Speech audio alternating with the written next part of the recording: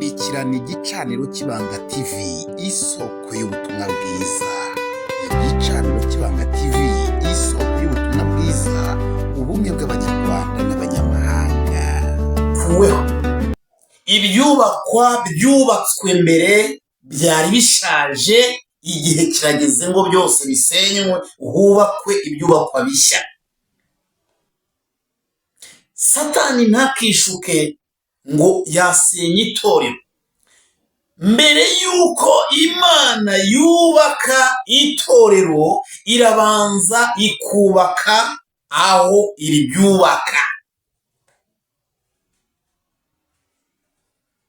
Kristo yaravuze ngo nijye buye rizima ryatoranijwe n'Imana, ryanzwe n'abubatsi, nyamara riryo rikomeza imfuruka. Uw'Imana ishaka kubakaho itorero, irabanza ikamwubaka. Imana ntikora ikosa ryo kubaka itorero ahatubatswe. Umuntu wese wakubakwaho itorero atarubakwa aba agereranywa n'umuntu ujya kubaka inzu ku manina. Icyo gihe yubaka inzu atabanje gusasa hasi, cyangwa se ngo asize, asandaze, akurure y'amazi, ahamenere, agire gute n'ibindi byinshi muzi, hanyuma ajye yakubakaho ya nzu. Iyo atabigenje gutyo, ya nzu igihe kiragera ikariduka.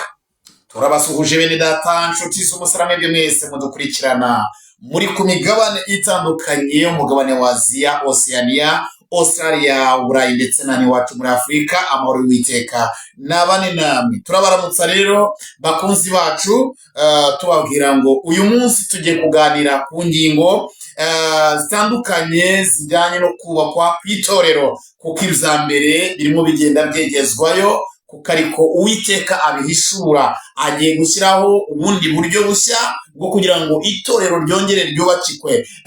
Icyampa ukantega amatwi, ugatega amatwi ubu butumwa, kubera yuko ni ubutumwa bwihutirwa, ni ubutumwa bukureba. Hagiye kubaho ibihe byiza, hagiye kubaho ibihe by'umunezero, ariko nanone harimo kubanza kubakwa aho itorero rigiye kubakwa. Imana ishimwe cyane. Mbere yuko itorero ryubakwa, harimo kubakwa aho rizahagarara. Ese urangiza amatwi?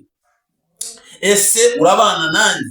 Andika muri komenti umbwire neza niba tugeze kuri uyu munota tukiri kumwe, kandi niba utarakora subscribe uyikore, like ndetse usharing bagenzi bawe, kugira ngo ibintu bigende neza cyane. Hanyuma turifashisha amagambo atandukanye. Mbere ya byose reka tubanze dusenga Imana, kubera yuko Imana ariyo rugira, niyo itubashisha, niyo idushoboza gukora byose biri ngombwa. Imana nziza, Imana rubasha, gitare gisumba amahanga, turagushimiye kubw'uyu munsi. Iri jambo rikomeye ugiye kuduhereza turabigushimiye. Reka utangirane natwe data wera, twebwe tugiye kuritanga, maze nitumara kuritanga Uwiteka Nyiringabo turagushimira. Abadutega amatwi nabo bakaryumva kandi bakaryizera, abo nabo data wera turabagushimiye. Tangirane natwe, usozanya natwe mu izina rya Yesu, amen. Inshuti bakundwa rero, akenshi turi mu ntambara.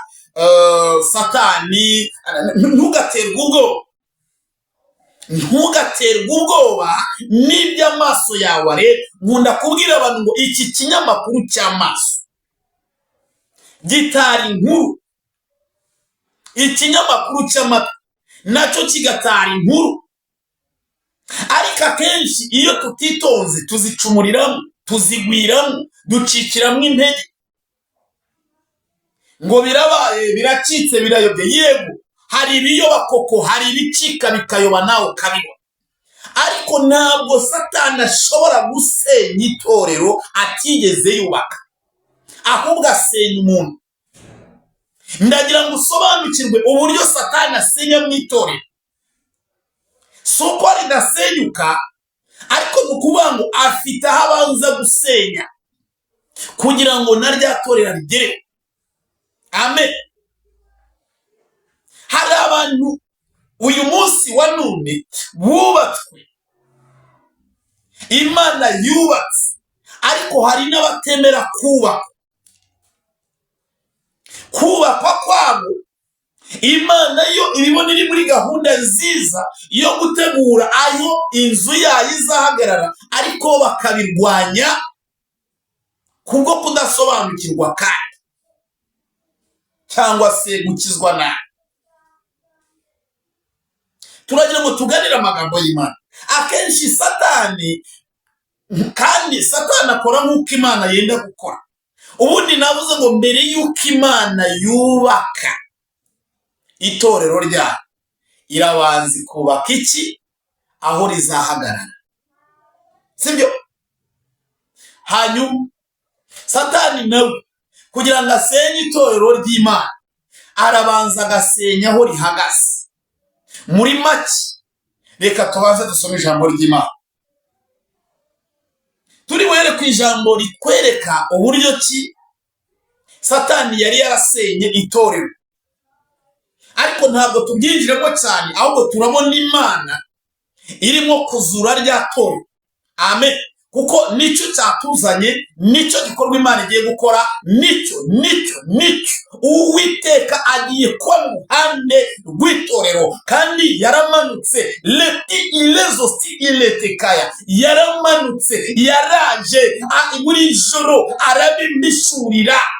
Ejo bundi yarambwiye ngo ibyashaje nabisenye, ngiye kubaka ibindi bishya biravuguruwe. Lepotikele, ntabwo ari amavugurura aya ngaya abantu bari gukora. Mumbabare, ntabwo ari aya mavugurura. Imana ifite ukuntu igiye kubigenza, kuko harimo amavugurura kandi nubwo hari ibivugururwa ariko biri kuvugururwa mu mubiri. Iby'umwuka Imana ishaka ntabwo byavuguruwe. Niyo Imana igiye kuvugurura Imana igiye kuvugurura lefokile baya. Yaravuze ngo icyo gihe amasoko azatoboka mu misozi, abantu bazenga imizabibu. Iyo bavuze imisozi nuko nibuze kubisobanura. Reka twumve ijambo ry'Imana. Uwiteka araje, Uwiteka araje, araje kwikorera umurimo. Uwiteka araje, Uwiteka araje, araje kwikorera umurimo. Uwiteka araje, Uwiteka araje kwikorera umurimo. Uwiteka araje, Uwiteka araje kwikorera umurimo. Reka twihutire mu gitabo cya Mose. Ibice ni ibice 9 umurongo wa 11. Hagize hati: uwo munsi nzegura ihema rya Dawidi ryaguye, nice ibyuho byaryo, kandi nzasana ahasenyutse haryo, nzaryubaka riremere nk'uko ryahoze kera, kugira ngo bazungure abo muri Edomu basigaye n'abo mu mahanga yose yitirirwa izina ryanjye. Ni ku Uwiteka ubikora avuga. Dore mu minsi izaza, ni ku Uwiteka avuga, umuhinzi azakurikirana n'umusaruzi, n'umwenzi w'imizabibu azakurikirana n'ubiba. Imisozi izatoboka mo vino iryoshye, n'udusozi twose tuzayenga.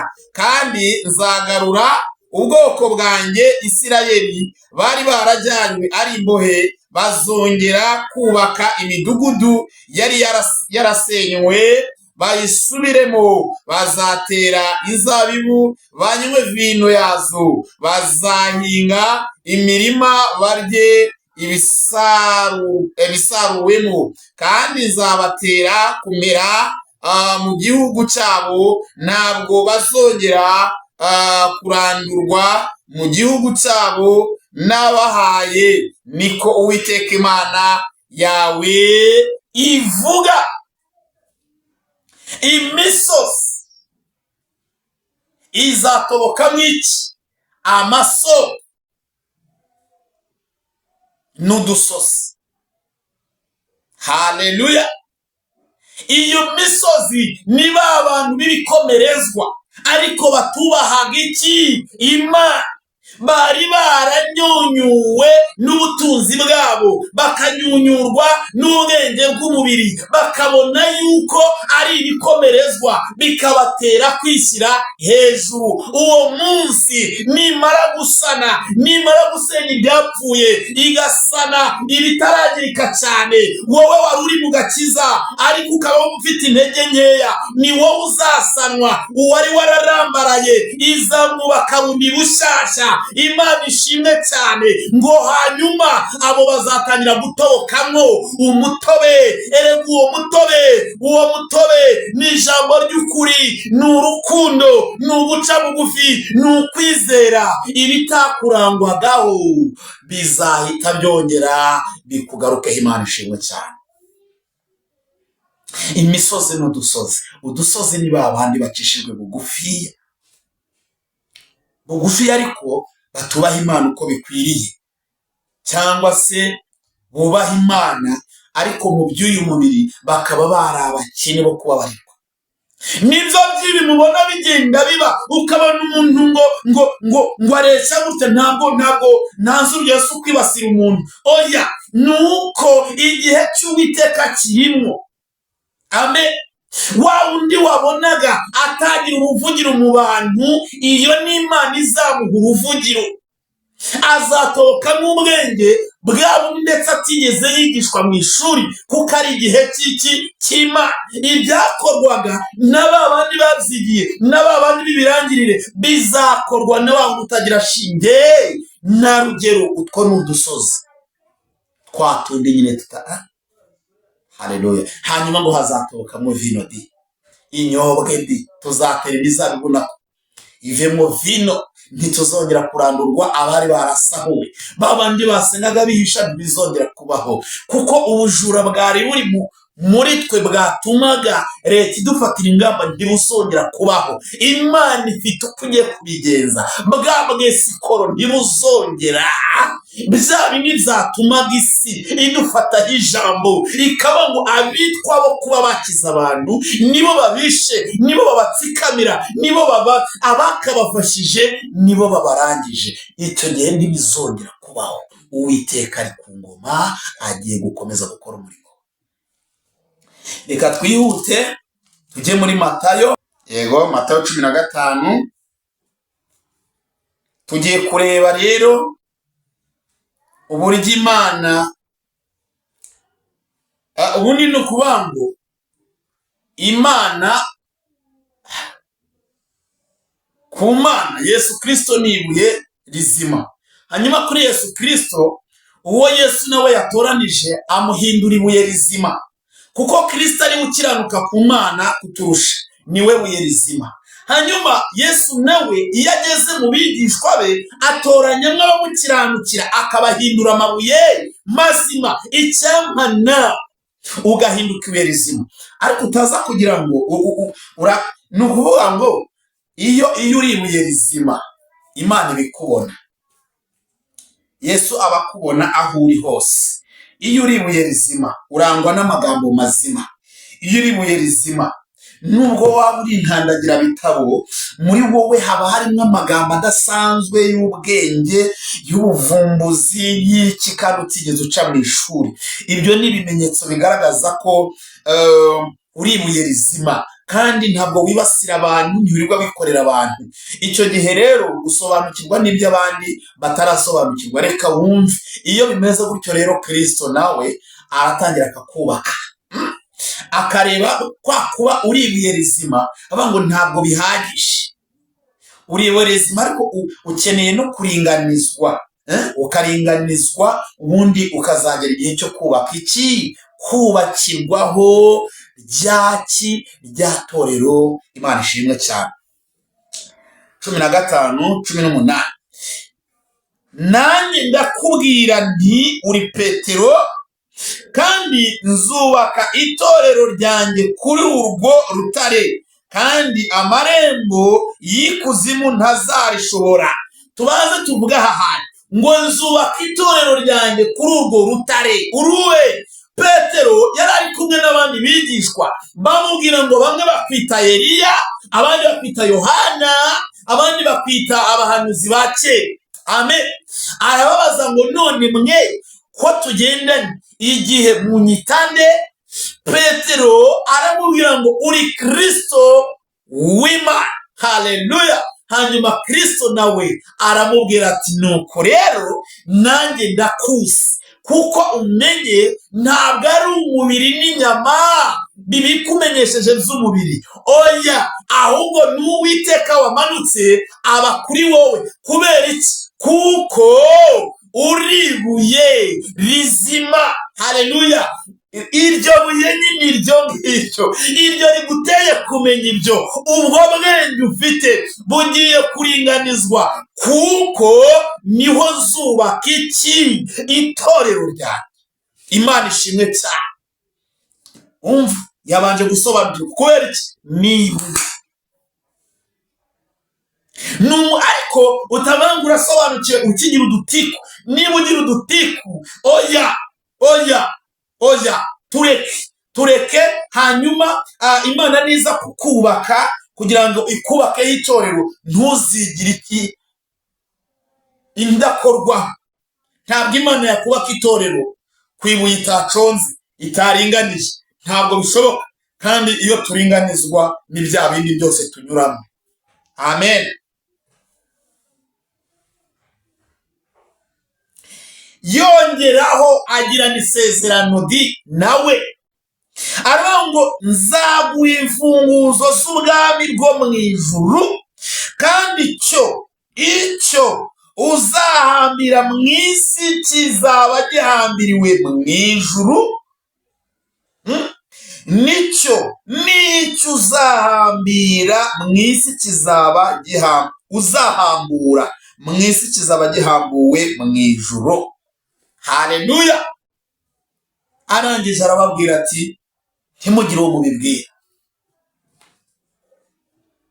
Haleluya. Kuba mwabimenye nuko ndi umwe nawe, ntimugire uwo mubibwira.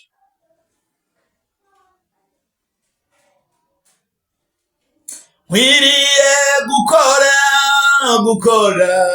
umurimo w'uwantumye hakiri ku manywa. Nkwiriye gukora umurimo w'uwantumye hakiri. Imana ishimwe cyane. Wabyumvise? Ahise amuha kuba uri ibuye rizima. Ese wowe mwene data, iyo isuzume ufata icyemezo. Birashoboka ko waba uri ibuye ryatoranijwe, Imana ikaba irimo igenda ikubaka, kuko idashobora kubaka itorero ryayo ahantu hatateguwe.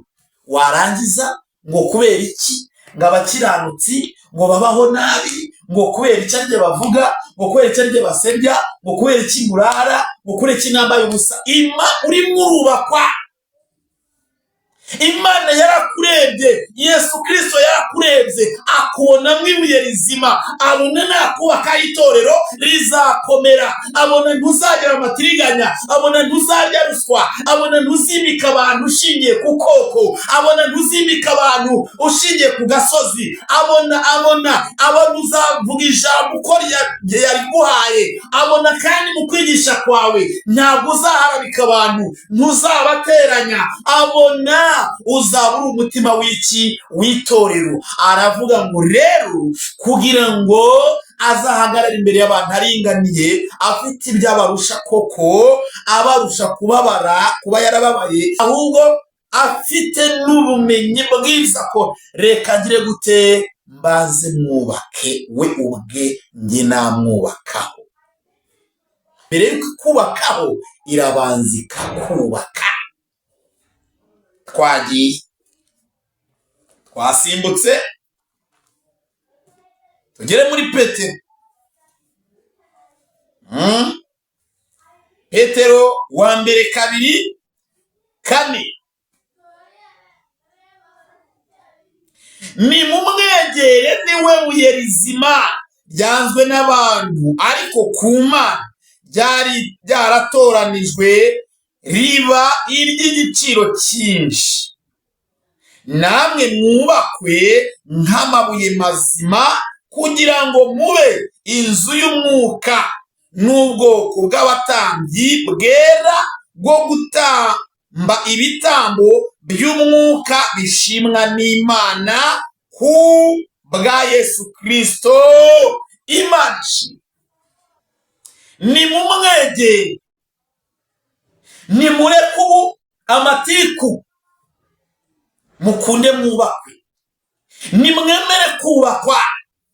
Kuba utaratwarwa n'umugabo ntabwo ari ikibazo. Icyangombwa wowe ni ukureba ko Imana igushima.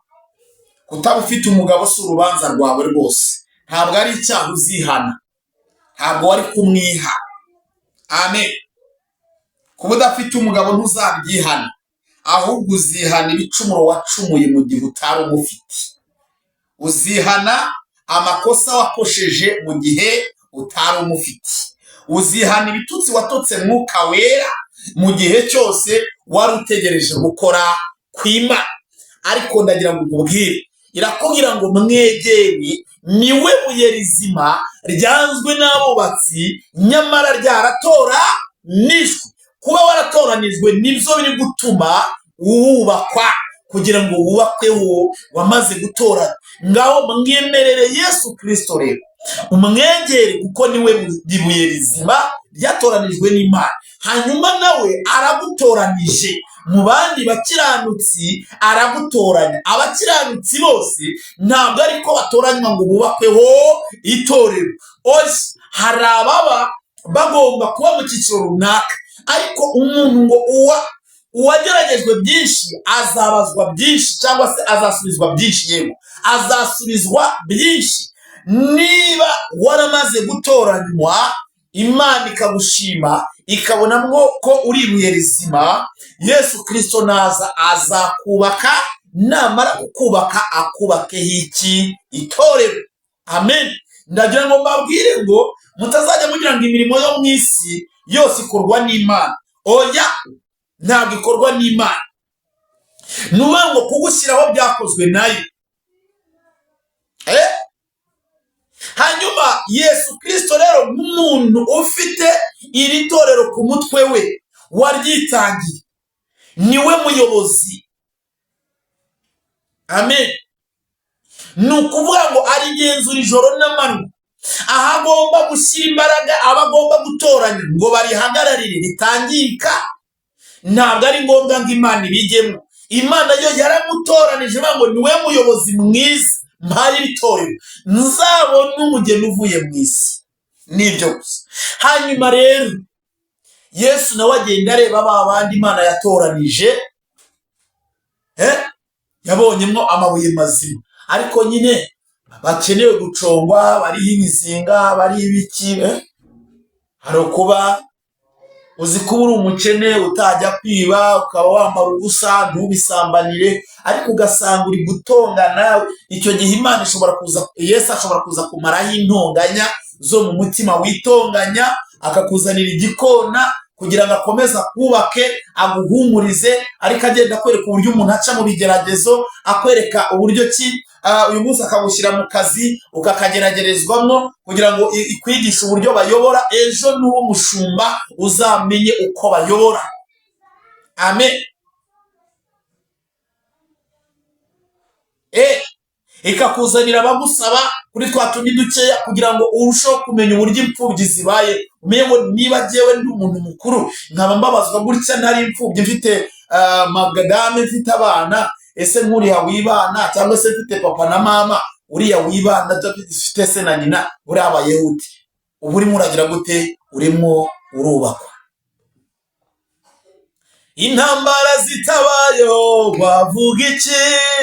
Wavuga ko warwanya uruhe rugamba we? Imana ishimwe cyane rero. ijambo ry'Imana twasangiraga ryari ijambo ryo kukubwira ngo emerera Kristo, mu by'ukuri umwegere, niwe buye rizima, kuko nawe ari buguhindure ibuye rizima. Kandi nyuma y'uko uhinduwe ibuye rizima, yagiranye nawe isezerano yuko azaguhereza urufunguzo rw'ubwami bwo mu ijuru, rw'amarembo yo mu ijuru, cyangwa se amarembo y'ijuru. Ndetse ikindi, ntabwo ubutware bwa Satani bw'ikuzimu buzarinyeganyeza iryo torero rizaba rikubatseho. Yesu rero nababwiye ko agiye gusenya ibyashaje burundu ndetse n'ibyari bitarangirika cyane, agiye kubisana yubake ibindi bishya. Ubu ni ubuhanuzi, mwitonde. Niba ugeze kuri uyu munota ucyumviye video, andika muri comment uvuga ati rwose nabyumvise. Nshimira abantu bajya babikora, amazina yabo arazwi rwose, gitangiye kiriho comment kugeza kirangiye. Muri abantu b'abagabo mugaragaza ko icyo Imana ivuga mu cyumba, Imana izabaha umugisha. Ndetse ikindi kandi nanjye birushaho gutuma mbakunda nkabasabira ku Mana. Imana ibaha umugisha kandi ibagirire neza cyane. Ndabashimiye ko mukomeza kudukurikirana. Utarakora subscribe uyikore, like ndetse na comment wisigeho mu izina rya Kristo Yesu na sharinga. Amen. Murakoze cyane, mugire ibihe byiza. Kurikirana igicaniro cy'Ibanga TV, isoko y'ubutumwa bwiza. Igicaniro